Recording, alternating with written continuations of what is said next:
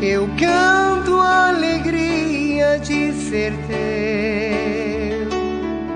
Jamais caminharei sem tua luz. Teus passos seguirei sem hesitar. Te dou meu coração. Conforme nós lemos na palavra de 2 Pedro, capítulo 3, de 13 a 14, ele escreve, e tudo que ele escreve está muito pautado, está muito íntimo e ligado ao seu mestre, que ele, embora tenha negado 3 vezes, ele declarou com toda humildade que o amava, e o amava muito. Pedro, que era um homem primário, um homem grosseiro, um homem sem instrução alguma, diante da beleza de Deus, diante da voz quente, rouca, amorosa, amiga do seu mestre, que um dia, num chamado surpreendente, ele deixou no meio do trabalho tudo aquilo que fazia parte do seu ganha-pão para seguir aquele homem estranho para ele no momento, mas que tinha todo um aspecto e tinha um poder de atração tão intenso que o arrastou da praia, das redes, dos barcos, para ser transformado em pescador de almas, de homens, de semelhantes a Deus. E depois que passa-se o tempo, um tempo muito breve, 3 anos apenas de convivência com os apóstolos, elegidos e escolhidos, onde não teve nenhuma alternância, nem tirou e nem foi colocado outra a não ser na troca por causa de Judas, Matias. Ele foi um dos grandes testemunhos oculares e foi um grande protagonista da voz do Espírito Santo que ressoava através dos seus lábios, através das suas mãos que digitavam em pedras, em pergaminhos ou na terra, tudo o que ele ouviu, porque o Espírito Santo lhe revelava e os lembrava de todos os pequenos e grandes episódios, sem deixar que faltasse nenhuma palavra. Por isso a fidelidade desse discípulo, Pedroca, foi uma fidelidade impecável a toda prova. Por isso ele é digno de toda a nossa fé, é digno de toda a nossa credibilidade quando ele escreve nas suas cartas alguns episódios. E quando ele vê Jesus amarrado, depois de tê-lo negado diante da empregada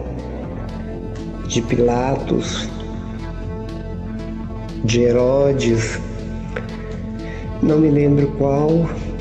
mas era uma servente da corte real daquele tempo, ele nega. Diante de tantas pessoas que rodeavam uma fogueira, negara que era discípulo, que era amigo de Jesus. E quando ele via Jesus ser levado, empurrado, amarrado para a cruz, para o julgamento, ele sai para o jardim chorando depois de ouvir 3 vezes o canto do galo já previsto e profetizado por Jesus, e ele chora não pelo ato em si, ele chora a dor de quem ele havia traído, por quem ele traiu, negou. A negação que ele fez a uma pessoa que ele sabia internamente, sabia pela própria voz do coração que não erra, o quanto ele era santo, justo, inocente e amigo. E chora copiosamente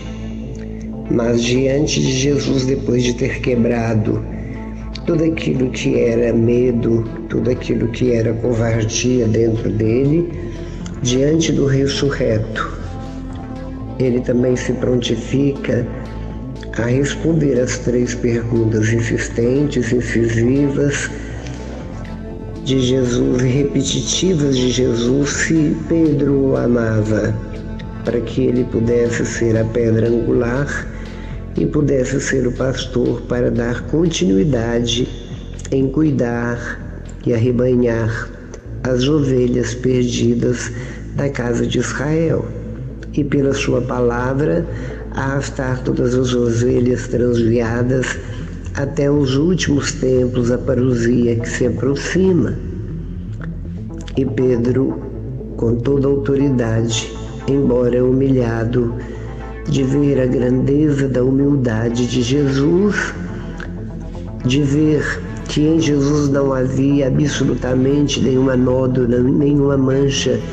de orgulho, de mágoa, de ressentimento, mas ao contrário, de um perdão extenso e generoso, responde entre lágrimas que o amava. E com isso Jesus fecha todas aquelas perguntas, dando-lhe chaves, as chaves do redil, que é a igreja, dando-lhes autoridade sobre as ovelhas, dando-lhe autoridade sobre todos. E diante do que Pedro escreve, ele escreve que nós esperamos novos céus e novas terras, onde habitará a justiça. E é óbvio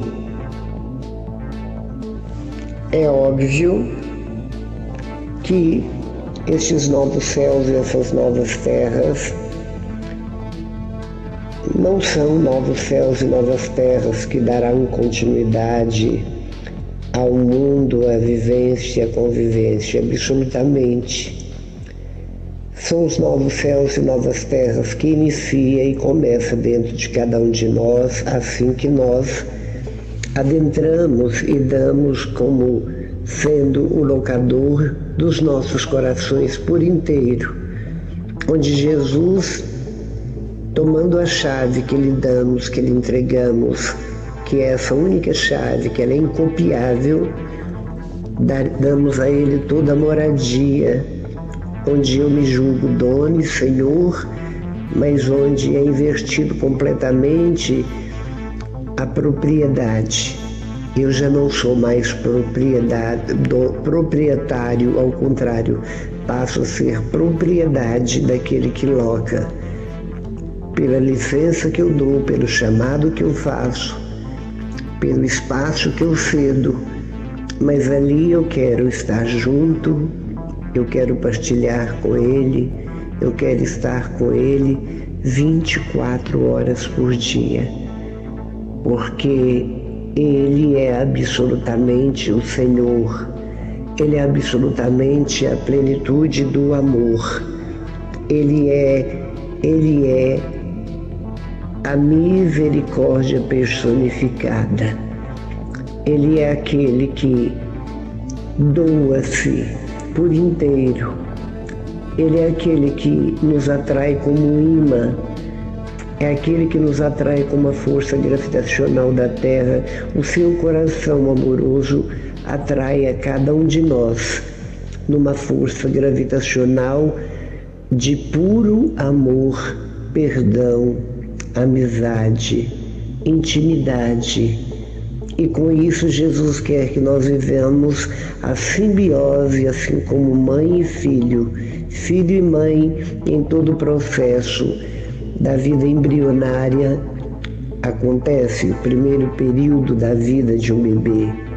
onde ele alimenta o alimento da mãe, respira o ar que a mãe respira e tem uma dependência plena e total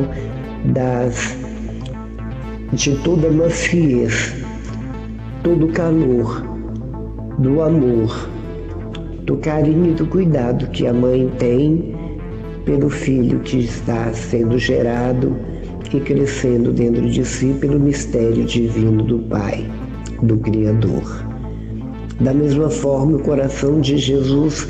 é não este ventre dilatado que vai se dilatando de uma mãe numa maternidade, mas é um coração extremamente materno que vai além da maternidade humana, que vai muito além do carinho materno humano. É algo que vem das profundidades de algo tão sobrenatural e tão gigantesco que não temos capacidade de entender, compreender, porque morreríamos de tanta emoção e alegria. Por isso, os novos céus e novas terras, das quais Pedro nos fala, não são novos céus e novas terras que surgirão ou que recomeçarão depois de um grande apocalipse ou depois de um arrebatamento, mas novos céus e novas terras que precisam começar aqui agora. Não eu estar comodamente nessa zona de conforto, nessa zona de alegria, nessa zona de ajuda, de fratelli, mas ao contrário. É algo que deve ser semeado, é algo que deve ser multiplicado, é algo que deve ser doado continuamente. Devemos deixar absolutamente tudo que é do nosso interesse para termos o interesse de levar a todos esses novos céus e novas terras, que é o próprio coração de Deus. É a sua palavra impecável, sua palavra verdadeira, arrebatadora, essa palavra que como um gancho, como uma âncora, nos levanta até os céus. Por isso, meu irmão, deixe Jesus locar seu coração. Deseje ardentemente que novos céus e novas terras transformem seu coração em algo dessa natureza, porque é o que Deus quer. Assim como Deus fazia visitas periódicas na brisa da tarde aos nossos primeiros pais biológicos, e ali travava-se uma intimidade, um amor, uma amizade, colóquios profundos. Da mesma forma, Jesus quer estar assim, não apenas na brisa da tarde, mas transformar a nossa vida em uma eterna brisa, uma brisa de amor, com odores celestiais, com músicas sonoras que nos eleva, elevando-nos a nos sentir na importância que Deus dá a cada um de nós e que aqui nós não percebemos, pois o desamor, ele rouba, ele tira, ele nos faz nos leva a destituir, ele destrói absolutamente tudo aquilo que vem de Deus, para colocar exatamente aquilo que o mundo, pela infelicidade dele, quer que nós sejamos contagiados pelo desamor. E o amor é o oxigênio, é o sentido, é absolutamente o que leva nosso coração a nos manter vivos, a que leva todo o nosso ser a viver, a respirar, a ter o sopro e o hálito da vida, até que nós possamos ir para definitivamente, sem depender de batidas de corações, de vidas sanguíneas, sem depender de órgãos funcionando, aparelhos funcionando dentro de nós, os aparelhos digestivos, respiratórios e outros funcionam, mas apenas nosso espírito, a nossa essência, nossa coluna vertebral, aquilo que verdadeiramente somos. E aí então, novos céus e novas terras, em outro sentido, num sentido ápice, num sentido cume, num sentido pleno e total, viveremos o céu do qual tantas pessoas falam, mas ninguém é capaz de descrever. Ninguém é capaz e nem será capaz. Apenas pinceladas já nos foram ditos, mas o real e verdadeiro não conseguiremos ouvir, tal é a grandeza, tal é a felicidade que lá encontraremos, porque encontraremos com o próprio céu, que é o próprio Deus uno e trinitário. Obrigado, Senhor, por nos dar essa oportunidade, por nos chamar a isso, por nos desejar, assim como desejastes no trazer do nada à existência, o Senhor está desejando da mesma forma nos levar para si, para que a nossa vida, que um dia brotou do nada para a existência, continua por toda a eternidade ao teu lado, onde seremos felizes para sempre. Amém. Tudo te entreguei, nada me restou, livre eu fiquei, só para te amar, meu Deus. Tudo me pediste, eu nada te neguei, e hoje sou feliz assim,